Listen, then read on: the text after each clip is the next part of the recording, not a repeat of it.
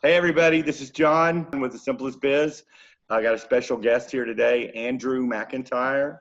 And Andrew, introduce yourself, where you're from. He's one of my students, by the way, and we just wanted to visit with him. He's been at this for a while, and I wanted to get him online and have him share what his experience has been of going through this course and living this lifestyle and all that.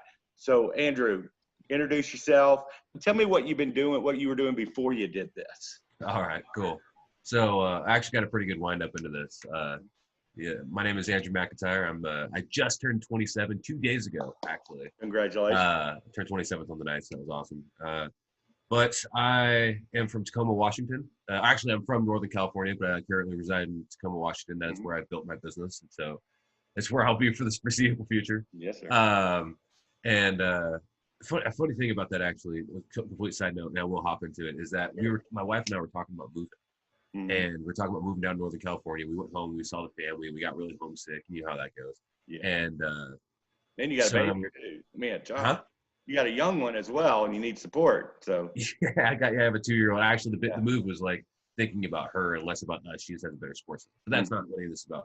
But the funny thing is that I was like, the thing that keeps me in is that we have actually built the business to a point in less than a year that I can't move away from it. And now I think about, and so now the plan is I have to build it to the point where I can step away from it and then do it again down in California. Or hire somebody and have them do your. That's exactly. My struggle is figuring out who I can trust to take this idea, and also like the solution. You treat them well enough that they want to stay. You train them well enough so that they can leave, and you treat them well enough so they want to stay. But the problem is that when you're kind of a small unit doing it, it's a lot of time treating someone well is paying them well. And that's true. And it's hard to clone yourself, Exactly. But that's the biggest thing. It's hard to find the passion.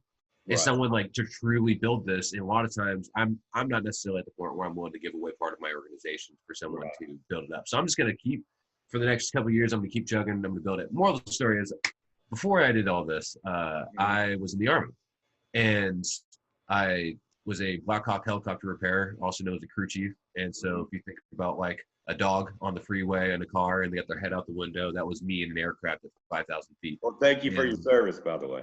Thank you, sir. Thank you for your support. And I was a mechanic.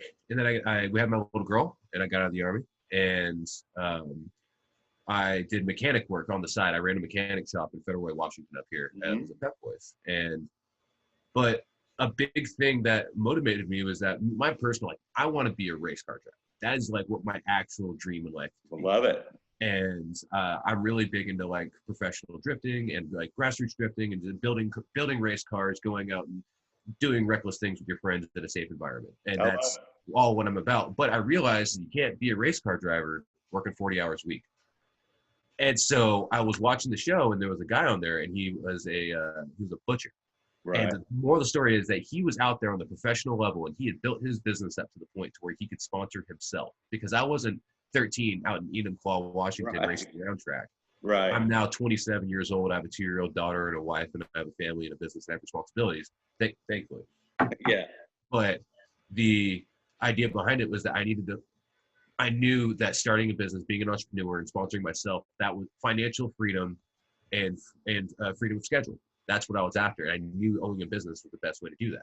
Right. And so I just started, got into podcasts. And I found you on, I believe it was the Side Hustle Nation.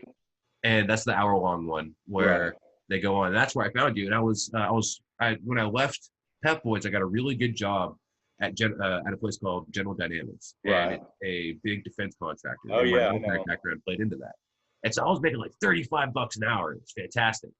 But then they laid off all the contractors after about 9 months, and so here I was, and I had an opportunity in front of me. I had time, and it was either if I wasn't going at that point, I had bills were paid. Right. And I had enough savings. I had enough, but the biggest thing is I had time. But you had a crossroads at that point. Yeah. If I told myself, if I'm not going to do it now, when am I going to do it? Right. And that was when I want to interrupt you for just a second on that actual point, because you know, that's a better situation than some folks being in that spot right there because you had some savings put away.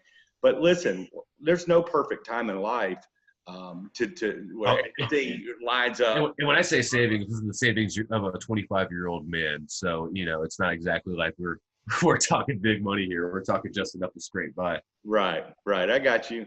But yeah, sometimes you got to invest in yourself, and I'm glad you did. You researched this before you jumped in and all that. You got the training, and how long you been doing that? How long is that? Has it been a year? It's been almost about a year and a half, 2 years. So I bought the training when I was still at Pep Boys, early 2018. Gotcha. And then I started watching the classes, and then I ended up buying my pickup truck right when I switched jobs. And I used that pickup truck, and I sold off my Jeep Wrangler, and I bought a 16-foot trailer. Wonderful. And that was and actually that didn't even happen at first. At first it was just the pickup truck. Yeah. I remember seeing pictures of you loading that pickup truck, and you had a few. I did the same thing back in the day as well. And then you hopefully you start developing those relationships, especially with those forklift drivers and getting them. What's funny is actually most of my accounts I do most of the forklifting. And so like I do have, it's kind of a treat when someone forklifts it, but I just got really fortunate. And I think that, I don't know how it happened or why it happened, but they feel comfortable enough to let me do it. And so I do it, and it lets me be very autonomous. But then there's also, bigger companies that are obviously that's a no-go. The very first time it happened, there was a fella that stopped me in the middle of the road. I had pallets on the back of the truck, and I was doing a wood haul off. And a fella came up, and he was a superintendent, and he was like, "Hey, you do pallet stuff?" And I was like, yeah. So my wife hops out in the middle of the road. They exchange business cards and shit. I love it. And I end up going out to his place, and he just throws me the keys to a 4-wheel off-road forklift. And I was like, "Yeah, man, go ahead and just go for it." And I was like, "I'm sorry, what?" that was my first experience doing it. But anyways, trial by fire. So trial by fire. So my first one, my first account was with a company, and it was I got these 4242s. I went on their place.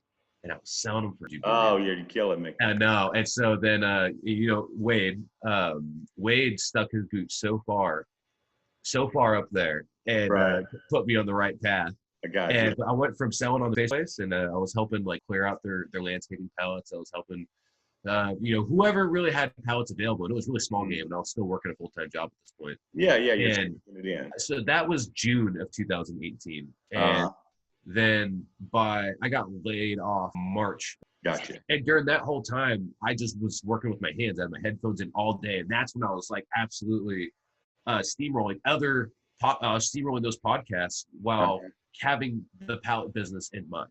So many of those people that come on, they have so much to offer and so much advice that even though my business model might not be theirs, I could take bits and pieces of their experience and put into mine. So I feel like I've taken 200 different business owners and their whole experience from the smallest to the biggest, and I've just internalized all of that, whether it's about blogging or whether it's about photography or whether it's about You are absolutely right. I listen to it every week, and other podcasts just like it, because we're in business for ourselves. And absolutely. Ourselves, and we got to figure stuff out. And surrounding ourselves with other people that have gone through the trials and tribulation of a business, you glean information from that. It's so important.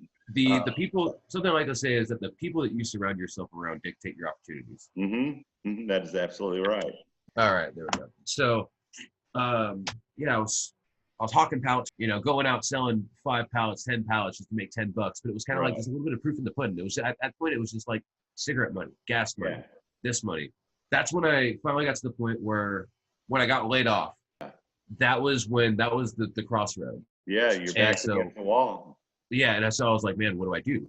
And so I sold my Jeep, and I bought a 16-foot trailer. That was when that happened. And we went off, and I just started servicing really whatever I could, just started knocking on doors. What I ended up doing was that I was in a place in Kent. Yeah, I mean, now you're full-time doing this thing, so you're having to think back to the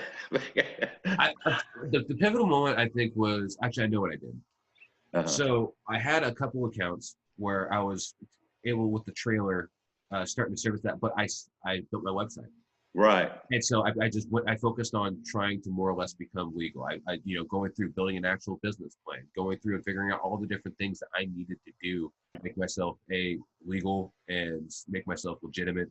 It's going to take me seriously. So I built a website and I focused on my branding, and I got with a lot of people within the mastermind group. Like obviously the class is everything, but the mastermind group is what I go back to. I don't go back to the content. Well, no. I mean, the training's for the foundation, and then absolutely that's exactly it. Because also any of the stuff that we go over inside the class is referenced back to all of us. And also, I'm going to tell you the biggest thing that gave me the willingness to jump in was when I was actually able to call you on the phone.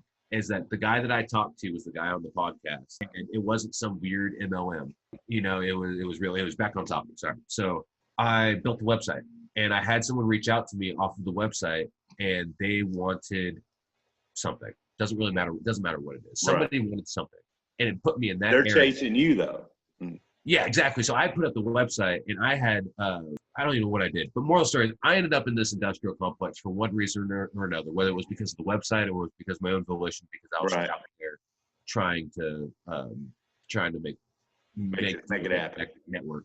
Right. And I ended up getting a sale, and I redid someone's whole pallet racking, and I had a guy who had all these pallets at his house. He needed gone. They're 36, 48s. And so international paper pallets is what those are, right? Actually, as well.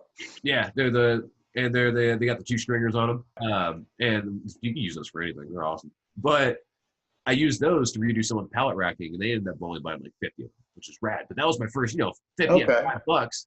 Right. And then I was selling $250, and then that company, I ended up. They were my first crate business. Also, they're a supplier for the Navy, and they make ship parts. Okay. And so they were shipping big ships out of the crates that I was providing for them. And then I ended up going and talking to all the other businesses in that industrial complex. Out of the 10 businesses that were in there, we ended up doing business with 7.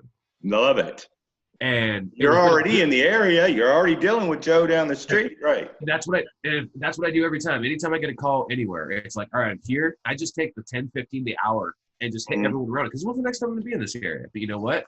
And you just start leapfrogging and hot spotting yourself, and all of a sudden you just kind of get this coverage slowly but surely, and the word of mouth happens. But so, and in that same, right next to that industrial, right next to that Navy ship place, I hopped in, passed my business card, and I said, hey, this is who I am. This is what I do. Blah, blah, blah, blah, blah.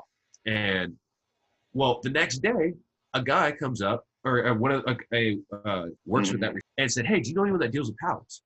Right. Oh, sure. Here's the guy. So even though they couldn't use me, I got off to this person, and now they're a regular customer, and I'm doing bi-weekly haul-offs for them for $300 a pop. Love it. And then I'm taking the 4840 cores, and I'm selling those for $50 a pop.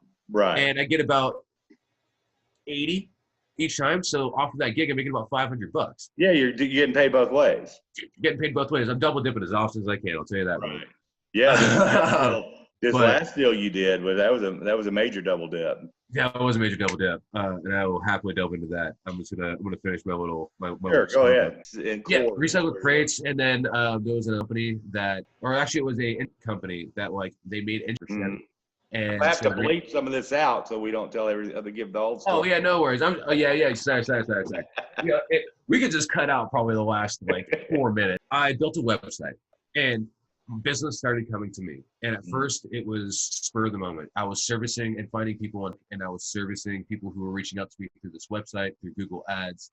But I have to say, my wife really supported me, and she was really there. And she is the reason I think that we are here, because without her, I probably wouldn't be. So she pushed me, and that extra initial, that extra just push, and that constant having a decent support system behind you that believes in a goal like you do, and that pushed us to the next level, so that all of a sudden we got a break, and we got a big company. They're actually my biggest account right now. And they reached out and they said, hey, we do business with this pallet yard, but they won't take our old pallets because we don't have enough of them. And can you help us get rid of them and do wood haul offs? And I said, yes. Because the things that we provide is new pallets, used pallets, wood haul-offs. Right. And we're also starting to offer pallet wood and firewood. My business is Max Wood Products, because I am Andrew McIntyre, and Max Wood Products. And so I did that so that we could have a broad basis. That account made it so that we were doing $200 a week hauling away his bad wood, and then we got between $150 to $200 off of the wood that we were selling that he gave us. Now we're selling him 400 pallets new a week, and we're hauling away his bad wood, and we're still making money on the bad wood. And so we're now making, let's see, we're making almost $800 a week off that one account. And so that means that I'm not, the thing about this business is that right there. But it's recurring. But it's recurring. That right there is someone's full-time income. Yeah. That's a Pep Boys income, that kind of thing. That was my income at Pep Boys. And I do it. One account. You know, no, here's the thing is, it's not a full day. Yeah. I make a full-time income on a part-time schedule. And just like you showed, like, you know, just like you showed in the videos, it really, really is. It's not, you know, it might not be as flashy, because the idea is that it's the fact that it's happened. And that, plus we have other accounts that reach out to us via the website and said, here's the need. And I just found a way to try to make myself as valuable to them and provide as much value to them as I possibly can, either customer service or the products that I provide or the services that I provide. So I've been building the network, and slowly but surely life got a little less hard, and things just kind of started falling into place. And now we have the schedule. And, you know, like today, right before, the big reason why I didn't get on it is because there was a fellow saying that a check that I had sent him bounced. But here's the joke's on him, it was the cashier's check.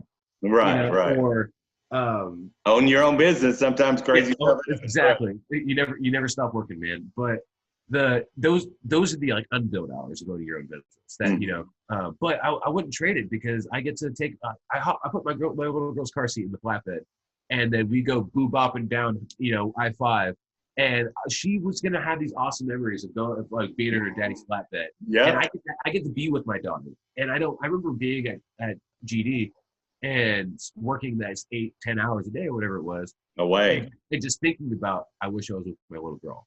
Right. I wish I was at the beach. I wish I was doing this. I wish I was doing that. And, you know, now it's like, sure, now I'm in a flatbed servicing these customers, but I have control of my own destiny. And these are choices that I'm making, and I'm earning the money, and like my family's earning the money. And so, like, the fact that we're being able to be self-sufficient, it's yours. It's mine. It's so, I have a lot of pride about it. Right. And I'm very proud about how we're making the money, because this isn't some shady, weird thing. It's, I'm providing a service, very easy. I don't have crazy logistics. I got pallets. Pallets are easy. Well, can you kind of speak to, and because I talk about it all the time, but the sheer volume of this niche? So there are 7 pallet yards in my area of business that I'm finding that is untouched, weirdly enough. The people ship, like, all right, so my personal volume, and I can do some money stuff real quick just so that I can kind of break down and I understand that money is attractive to people. But this is just me within a year of working. So from my main account, I make $2,200 a month. That's $700 in haul-offs, and that's $700 in number 2s that I get to sell, and that's $800 in new 4840s. That's now going up to between $1,200 to $1,600 in new 4840s. So that's going to be $3,000 to $3,600. Nice. No, I'm sorry, 38. Pretty close. Yeah, you get what I'm saying. So we're so plus 16 is and that's one account. 38. Sorry, it's going to be between 32 and $3,800 from that account. From another account, I sell 400 number 2s, and I make $1,600 on that. And this is all profit after tax, after expense. And then with a warehouse, I make about $500 after paying my guy, paying for the truck, or paying for the gas. On one of there's a company that I sell to, and they buy that's between $400 and $560 a month, and they're ramping up. They're about to double their production. Gotcha. We recently got a big company, and we're doing 4 haul-offs a week, or 4 haul-offs a month for them. And they said that they're going to keep us busy for the next 2 to 4 years, and the production will double. And so at the moment, though, before it doubles, we're making $900 off of that. Nice. And so total, we're making about, that's 16, 21, 31, 37, 67, 75. We're making about $7,500 off of the business and profit within a year.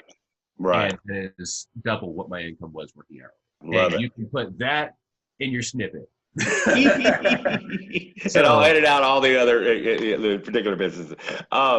Sure, no, absolutely. And I tried to, that's why I tried not to name it. When I talked about my personal, I might have dropped a name or two on accident. It's all good. It's all fine. So is your wife happy with this? She's been supporting you at all. She's been on board from the get-go. She Right. very much like saw the passion that I had for this, and I Uh-huh. think that it definitely comes down to the right person for the right job. And I think that at the end of the day, some of this business has taught us that it can go so much more than just pallets. And so Right. I think that she's very happy for the experience. I think that she's very happy for the freedom that I get to be home, that, you know, she has fallen very much into a role with the business also, to where she does all of our scheduling. She does most of our Nice. customers. She does all of our billing. She does all of our admin, all of our organization stuff.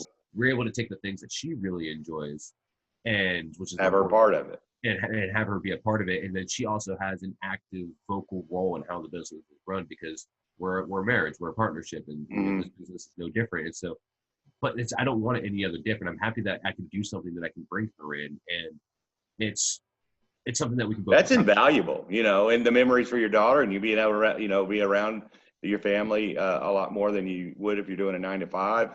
I mean, Absolutely. that's priceless. The freedom of schedule. You put your stamp on this yourself. I mean, I teach you how to do the business and the training and all that, and that's, you got to know that part of it to help these businesses out. But do you feel like you've been able to put your own stamp of your personality and your, you know, part of your vision along with that? Absolutely. And so, like, I think that you definitely provide the foundation for what we need between the courses itself, which are constantly updating and constantly changing, like in a good way, like constantly improving, and the Facebook group that is attached to it has been invaluable, just not only for inspiration and motivation, but also sheer information. Sheer information, and all the people, like all the things in the file dump, or not the file dump, but in the file folder. All of that is, I go and actually check that stuff a lot just for reference, and then being able to have Wade, you, Brad, you know, like I'd say like Wade and Brad have been huge helps to me.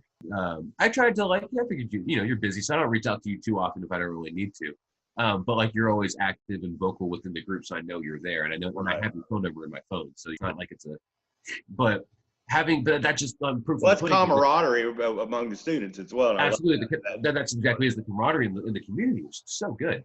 And the wealth of information is, yeah. So like, I forgot what the question was, but well, I was just saying, you know, you put your own personal stamp on this as well. Oh, personal stamp. Yeah, absolutely. The foundation that you provided allowed so that, like, personally, like, I was raised with old-fashioned customer service, and that's how my dad was, and so my dad was always really good with people, and he passed that on to me. That has been a really good way for me to brand to, like, I am different than all the other guys out there dealing pallets. But the thing that sets me apart from them is the fact that I have the opportunity to brand myself. I run this business how I want, when I want, and whatever image that I want. And I feel that, you know, thankfully, something you said in your class is a lot of our opponents, it's, you know, haven't taken a shower in 3 days. Might not have all their teeth, you know, or sorry, might not have most of their teeth. And that's the truth, is that you go out there and you're a respectable person with a real dream, the American dream, and you out there, people see that, people resonate with that, and they see what you're trying to do, what you're trying to build, and they want to support you. The part that really comes out to is, like, you know, a lot of my customers, they want to work with us because they want to work with me and my family, and they know they've met my wife, they've met my daughter, they know they've watched me go from a pickup truck to a 20-foot flatbed truck, to, you know, moving 80 pallets at a time to moving 240 pallets at a time, and they've watched me go from delivering these, like, you know, super duper rundown pallets, barely repaired, to now I'm delivering fresh, brand new pallets for them. You know, I absolutely do feel that I've been able to brand this, and also because like we talked about earlier, is that the foundation transfers to so much more than just pallets. It's not just pallets, it's lumber, it's the wooden reels, it's the gallons, it's crates, or I have someone want me to build them little cotton candy machines because we pitched ourselves off as a custom wood company. And the crazy thing is that you, as the business owner, fulfill a project manager role that I'm not a carpenter. I don't have any woodworking experience, yet I am the owner of a wood company. But that's because I can run a company or I can run a small company at this point. And I just put the people I need in the right places, in the right spot. and then the company runs and I make money. Like, who knew? You know what I mean? And there's just so much of this stuff. I mean, that's what blew my mind when I first started it.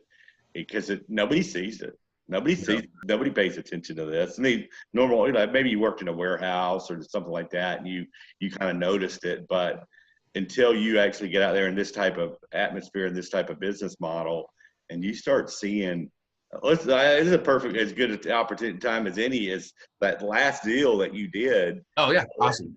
I mean, just the, So, cool. Would you like me to lay that one out? yeah, absolutely. All right, cool. Yeah, So this is yeah. good. I'm pretty proud of this one.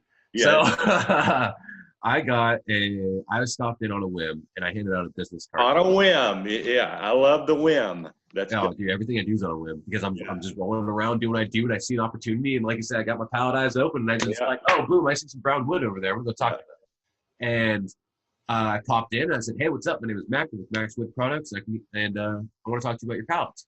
Right. And I talked to the person I needed to talk to, got myself past the gatekeepers into the person I actually needed to be with. Mm-hmm. And he said, all right, well, I'll let you know. All right, whatever. So I leave. Life goes on, keep working. Months go by. All of a sudden, I'm in California for the holidays, and I get a phone call. Hey, Mac, it's Mike over at Blake & Blank. You can come get the pallets. Oh, fantastic. Cool. I'll see you when I get back in town. So I get back in town, I rush over to him, and he says, yeah, absolutely. There's like, I go out there and I count, and there's like 3,000 pallets. And I was like, holy crap, 4840. And here's the kicker, though. There were two ways.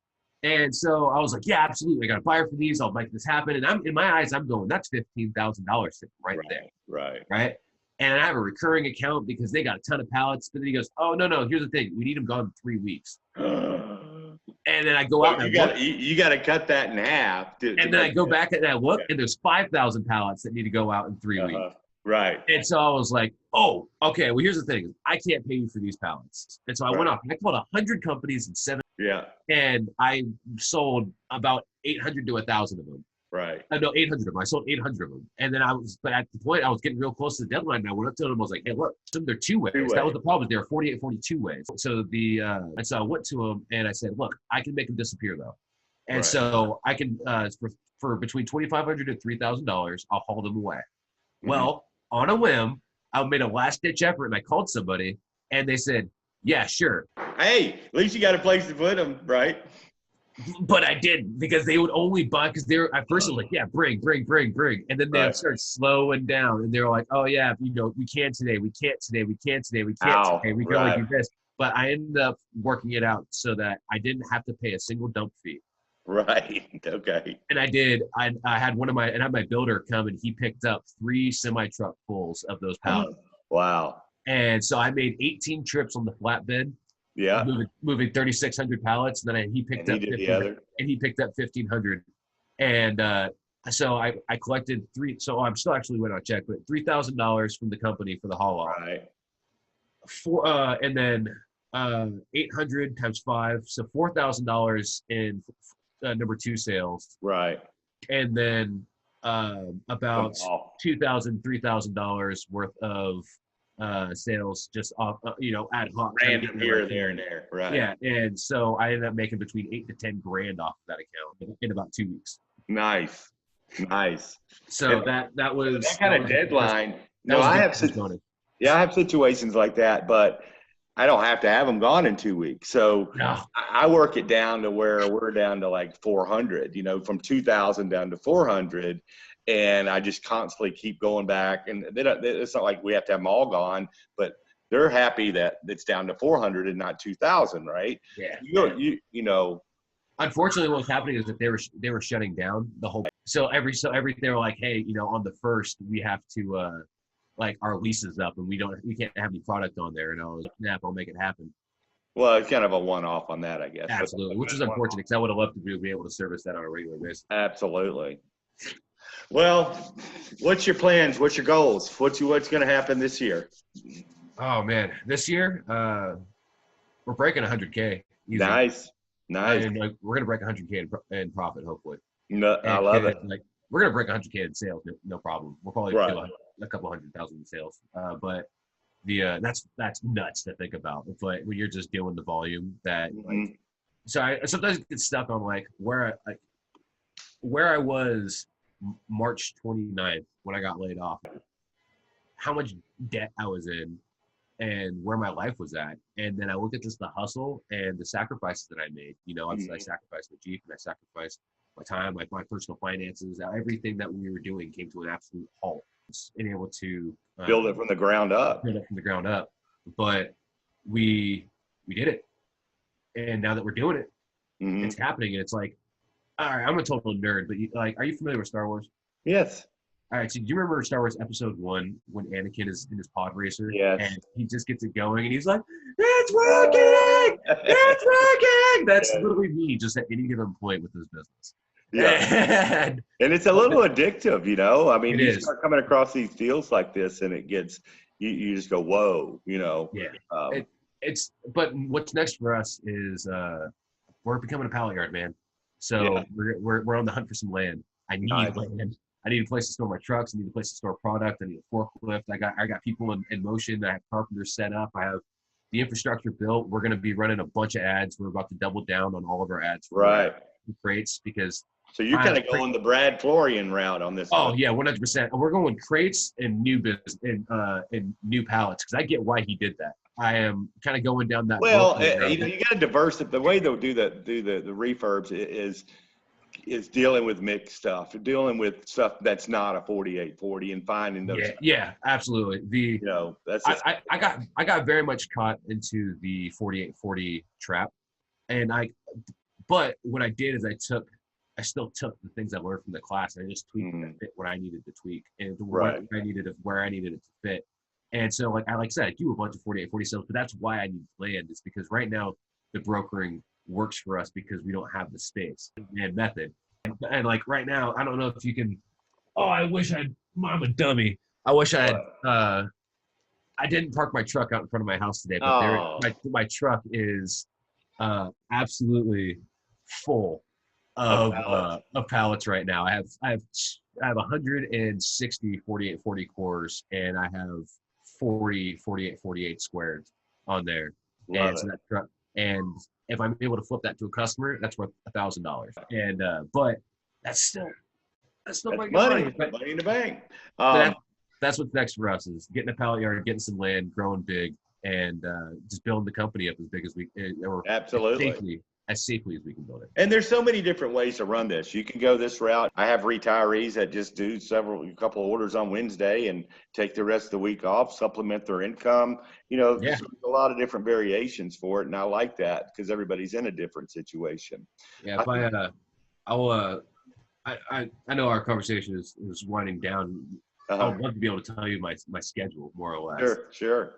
So Monday I go and I pick up new pallets, take it to the customer, pick up his bad wood, take it to the dump, come back, pick up his good wood, go and sell the good wood. Right. And that's Tuesday, every other Tuesday, and I go and I service a warehouse. Otherwise, that Tuesday is kind of free, and I can service when I need to. Right. Wednesdays, I usually take off, more or less. Nice. Admin day. Thursday is a delivery to one of my customers, or it's I go and I do a long route where I go into Seattle or go into Centralia, which is like going out of town to back, and then I usually take Fridays off, or I do a small thing. So like, I probably don't do as much admin stuff as I'm supposed to. Right. But that's she's handling some of that. I hear you. But at the end of the day, the business is so simple that there's not a lot of maintenance. As long as you stay on top of it right there on the spot, it's done. And then I really do. I go take my daughter to gymnastics. Today, I just decided I don't want to go to work today, and so I took my daughter and my wife to Old Navy. We went on a small little shopping spree and had a good time. I love it. And we this morning I did 2.5 loads and knocked it out and got back to the house. I don't know. I went out late, but what was it? Close to a little over $1,000 this morning. Yeah, man, I need to get more onto the That's the. I'm still not where I want to be. Well, you're stuck. I'm going to give a little piece of advice for people who are never seen this before. I know I like your expansion and all that, but concentrate on the businesses that need variety, and try to start steering away from that 48-40 game because everybody's in competition for that. That's 15% of my business. 15%. It used to be just like you back in 2001, 2000. It was 90%. because I didn't know any better, or I shouldn't put it that way. I just learned how to move other stuff and who it was and where. I get lots of stuff, and the way I'm moving it right now is hauling it away. But I'm hoping that soon, what it's going to be, it's going to be hauling it away and then taking that and selling it to someone else. And everything I'm going to get, I'm going to start selling. And I'm starting to find it. Networking, man. That's where it's all at. I love it. Well, what's the biggest piece of advice you could give for people, maybe from the outside looking in at this, that you can, from what you've been through? Put you on the spot there. Yeah, a little bit. I have the or a piece of advice. There's the cop out of just don't give up. Truly, and like you can be there, but also I can think my biggest piece of advice for anybody watching this is that entrepreneurialism truly is the key to financial freedom and also to freedom of schedule. And I think that is the key to happiness, or at least give me the opportunity to be in pursuit of happiness. And so that's really is just don't give up and also build a website. I can attest to that. I own quite a few. Build a website, run Google Ads. That's my advice. Right, and do some SEO on top of it. Hey, I will. I don't know how much you know about all that as well, but I know a few things about that, and I'll call you tomorrow, and I want to go over some things about some things that could help you out as far as. I would love that because my SEO is okay, but it's a little homebrew. We want to get some free traffic. We like free traffic. Yeah, so free traffic, great. I'll fill you on some things. But Andrew, I really appreciate you taking the time to share your story with everybody. And folks, he's a self-made man at this point. He just took some action. He learned what he needed to learn and put his own twist on it and solved some problems on his own. And it's his. It's his now. You know, I might have had the idea and taught this, but you make this yours. And because everywhere in this particular niche, there's so many different revenue streams that come into play, and so many different oddities as far as money streams, and it all ends up down to the fact is we are not going to trade time for money no more. No hours for dollars. No hours for dollars. You only think in hours for dollars to make sure that the deal is worth it. Besides that's it. Absolutely. And I do have the snippet. Go ahead. Action is the antidote to despair. I like it. So that's my snippet. Every day, take action. If you're not working on your dream at any point on any given day, you might as well. That's plain and simple. If you're not working towards that dream, it's not going to happen because no one's going to come up and dig inside your brain and be like, oh, I can see what your dream future is. Only you got to fight for it. And only you know that working away at it slowly but surely is what's going to make it happen. Because if you just sit there and you go, oh, I'll do it tomorrow, or, I'll get to it. It's not going to happen unless you do it. Yeah. And even if it's a bite of the apple that day, you got to make it happen. Good advice, man. I appreciate your time. And I think this is going to open some people's eyes, and we'll talk tomorrow. I'm going to give you a call, and we'll go from there on your site as well, okay? Hopefully you didn't have to chop this video up too much. Oh, just a few things, but it's still fun. I'll get to listen to it again. Cool. All right, have a good night, Andrew, and thank you. Say hello to your wife and kid for me, okay? I absolutely will. All right, take care. Bye-bye.